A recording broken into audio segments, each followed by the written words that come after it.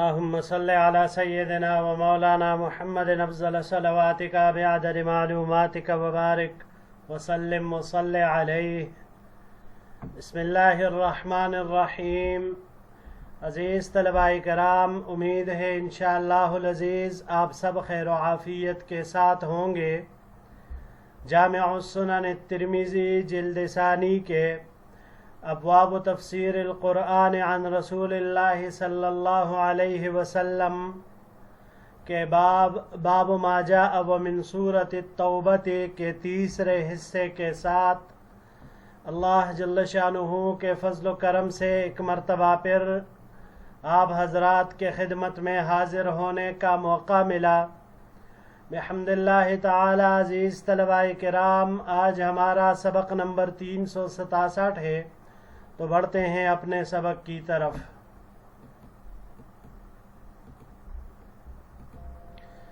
وبه قال حدثنا بندار قال حدثنا عفان بن مسلم وعبد الصمد قال حدثنا حماد بن سلمة عن سماك بن حرب عن انس بن مالك رضی اللہ تعالی عنہ قال. ہمیں روایت کی بندار نے، انہوں نے روایت کی عفان بن مسلم اور عبد الصمد سے. یہ دونوں حضرات فرماتے ہیں ہمیں روایت کی حماد بن سلمہ نے، انہوں نے روایت کی سماک ابن حرب سے، اور انہوں نے حضرت انس بن مالک رضی اللہ تعالی عنہ سے روایت کی کہ انہوں نے فرمایا بعث النبی صلی اللہ علیہ وسلم ببراءۃ مع ابی بکر ثم دعاہ.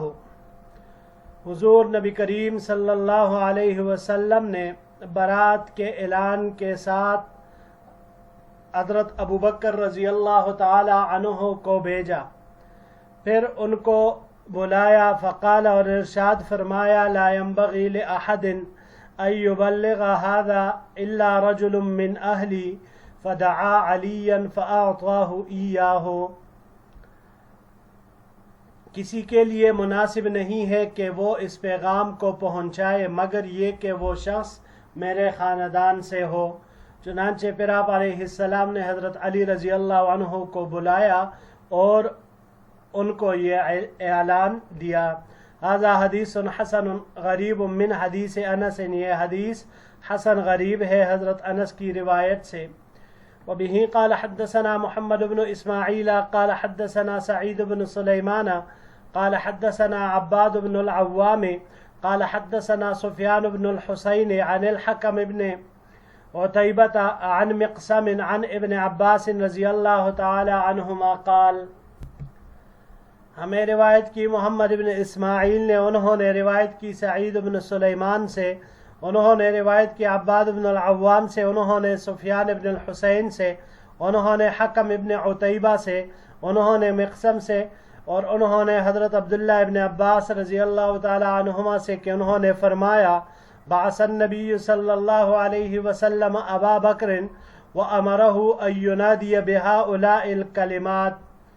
حضور نبی کریم صلی اللہ علیہ وسلم نے حضرت ابو بکر صدیق رضی اللہ تعالی عنہ کو بھیجا اور ان کو حکم دیا کہ وہ ان باتوں کا اعلان کرے. وہ باتیں کیا ہیں تو وہ نیچے روایت میں آ رہی ہیں. ثم اتبعہ علیا فبین ابو بکر فی بعض الطریق اذ سمع رغاء ناقۃ رسول اللہ صلی اللہ علیہ وسلم فاذا هو علی. پھر حضرت ابو بکر رضی اللہ تعالی عنہ کے پیچھے حضرت علی رضی اللہ تعالی عنہ کو بھیجا. اسی اثناء میں ابو بکر رضی اللہ تعالی عنہ بعض راستے میں تھے کہ اچانک انہوں نے حضور نبی کریم صلی اللہ علیہ وسلم کی اونٹنی، اس کا نام قصواء تھا، تو ابو بکر رضی اللہ تعالی عنہ نے اس کی آواز سنی اور حضرت ابو بکر رضی اللہ تعالی عنہ نے دیکھا، یعنی ان کے خیال میں یہ تھا کہ شاید حضور نبی کریم صلی اللہ علیہ وسلم بنفس نفیس آئے ہیں.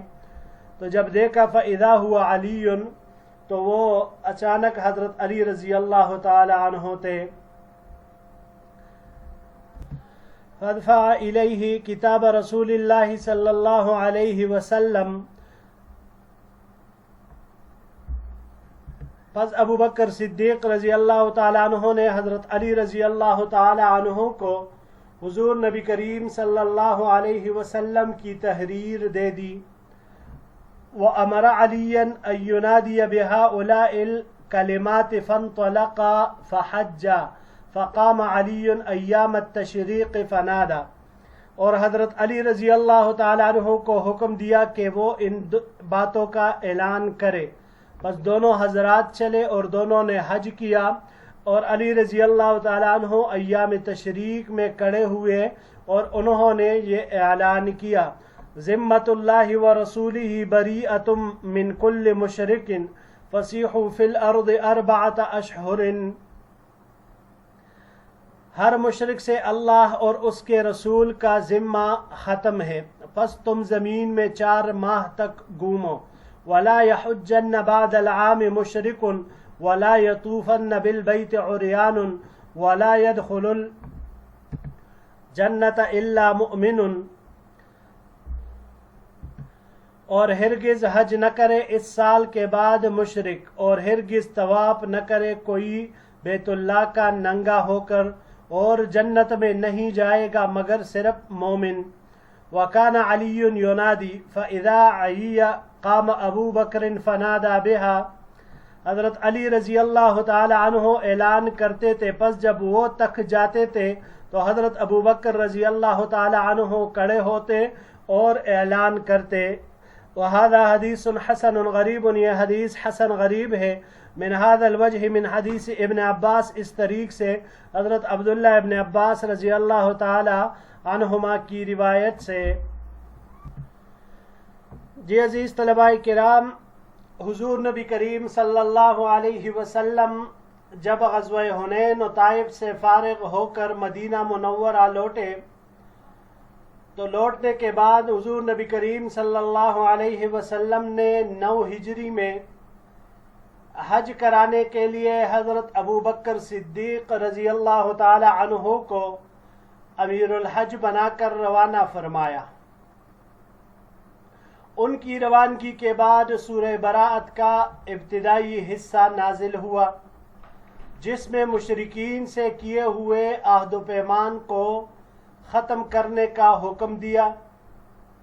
حضور نبی کریم صلی اللہ علیہ وسلم نے اس اعلان کی ذمہ داری حضرت علی رضی اللہ تعالی عنہ کو تفویض کی، اور اپنی اونٹنی دے کر ان کو حضرت ابو بکر رضی اللہ تعالی عنہ کے پیچھے روانہ کیا.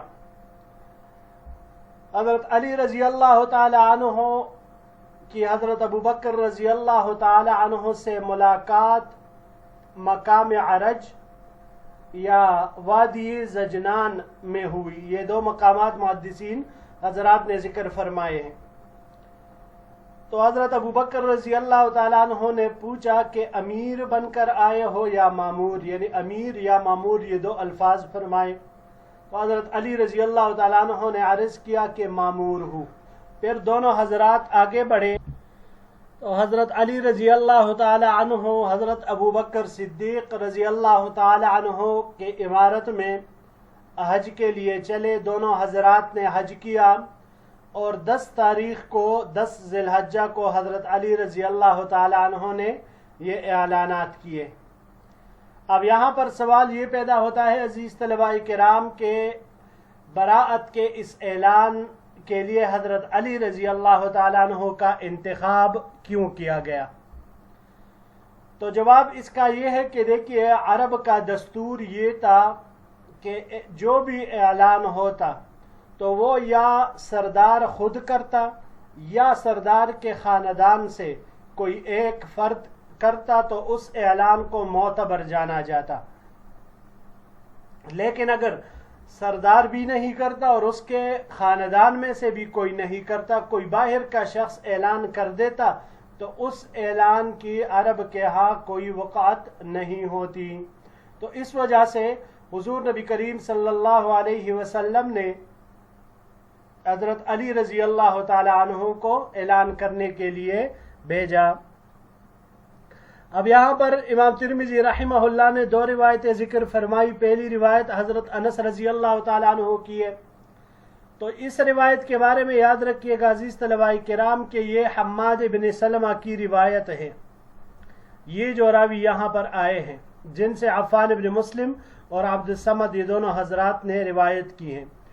ان کے بارے میں فرمانا ہے محدثین حضرات کا کہ ان کا حافظہ آخری عمر میں بگڑ گیا تھا، اور اسی وجہ سے امام بخاری رحمہ اللہ نے ان سے کوئی بھی روایت نہیں لی ہے۔ ان کے بارے میں ابن سعد رحمہ اللہ کہتے ہیں کہ یہ کثیر الحدیث ہیں اور اکثر یہ منکر روایات بھی نقل کر دیتے ہیں، اور نہایت ضعیف روایتیں وہ نقل کر دیا کرتے تھے۔ تو معلوم ہوا کہ یہ روایت صحیح نہیں ہے۔ دوسری جو روایت حضرت عبداللہ ابن عباس رضی اللہ تعالی عنہ کی ہے، تو یہ روایت بھی صحیح نہیں۔ یہ سفیان ابن حسین کی روایت ہے، سفیان ابن الحسین یہ جو راوی یہاں پر آئے ہیں، اور امام زہری رحمہ اللہ کی روایتوں میں یہ راوی بالاتفاق ضعیف ہے، اور باقی ان کے علاوہ یعنی امام زہری کے علاوہ جن اساتذہ سے یہ روایت کرتے ہیں تو اس میں بھی یہ اتنے قابل حجت اور قابل اعتماد نہیں ہے۔ امام بخاری رحمہ اللہ نے اگر ان کی روایت لی بھی ہے تو صرف تعلیقاً لی ہے۔ ان کے بارے میں ابن سعد رحمہ اللہ بھی کہتے ہیں کان یخطئ فی حدیثہ کثیراً، کہ ہے تو ثقہ مگر حدیثوں میں بہت زیادہ غلطیاں ہوتی ہے۔ بڑھتے ہیں جی اگلی روایت کی طرف۔ وبه قال حدثنا ابن ابي عمر قال حدثنا سفيان عن ابي اسحاق عن زيد ابن يسيع قال سألنا عليا رضي الله تعالى عنه بأي شيء بعث في الحجة۔ ہمیں روایت کی ابن ابو عمر نے، انہوں نے روایت کی سفیان سے، انہوں نے ابو اسحاق سے، انہوں نے زید ابن یسیع سے۔ زید نے کہا کہ ہم نے حضرت علی رضی اللہ تعالی عنہ سے پوچھا کہ حج کے موقع پر آپ کو کن باتوں کا اعلان کرنے کے لیے بھیجا گیا تھا؟ قال بعثت بأربع لا يطوفن بالبيت عريان ومن كان بينه وبين النبي صلى الله عليه وسلم عهد فهو إلى مدته ومن لم يكن له عهد فأجله 4 أشهر۔ مجھے 4 باتوں کا اعلان کرنے کے لیے بھیجا گیا تھا۔ پہلی بات اس میں سے یہ تھی کہ ہرگز کوئی بھی شخص بیت اللہ کا ننگا طواف نہ کرے، اور جس قبیلے کے درمیان اور حضور نبی کریم صلی اللہ علیہ وسلم کے درمیان کوئی عہد و پیمان ہے تو وہ اس کی میعاد تک باقی رہے گا، اور جس کے لیے کوئی عہد نہیں تو ان کو 4 ماہ کی مہلت ہے۔ ولا يدخل الجنة إلا نفس مؤمنة ولا يجتمع المشركون والمسلمون بعد عامهم هذا۔